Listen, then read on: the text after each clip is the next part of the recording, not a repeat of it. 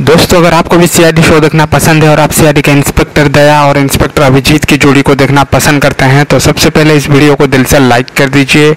आज के इस वीडियो में हम बात करेंगे सीआईडी के आने वाले एक ऐसे एपिसोड के बारे में जिसमें दोस्तों होने वाली है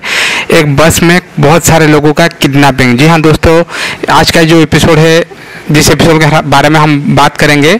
इस एपिसोड में कुछ आतंकवादियों ने एक बस के अंदर 30 से 40 लोगों को बंधक बना लिया होगा और उनकी डिमांड क्या होगी,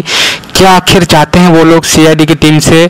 और क्या सीआईडी की टीम इन लोगों को छुड़ा पाएगी, सब कुछ दोस्तों आपको इस वीडियो में बताऊंगा और वीडियो को ज़्यादा लंबा नहीं करूंगा। तो दोस्तों वीडियो को अंत तक ज़रूर देखिए, लेकिन उससे पहले आप सबसे छोटी सी गुजारिश है कि चैनल को अगर सब्सक्राइब नहीं किए हो तो जल्दी से कर लो सब्सक्राइब और साथ में जो बेल आइकन है उसको भी ज़रूर दबा लो। तो दोस्तों सीआईडी के सीजन 1 में आपने कई सारे बस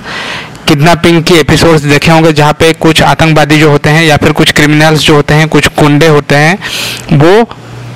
लोगों को किडनैप कर लेते हैं और उनके बदले पैसों की मांग करते हैं। तो दोस्तों ऐसा ही एक नया एपिसोड आपको सीआईडी के सीजन 2 में देखने को मिलेगा जहाँ पे कुछ आतंकवादी जो है वो बस के अंदर घुस जाते हैं और सबने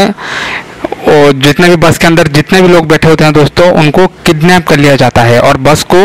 वहां पे ले लिया जाता है जहां पे ये आतंकवादी चाहते हैं। तो दोस्तों सीआईडी की टीम के पास ये खबर पहुंचती है कि कुछ लोगों को किडनैप कर लिया गया है। तो सीआईडी की टीम अपना पीछा करती है उस बस का और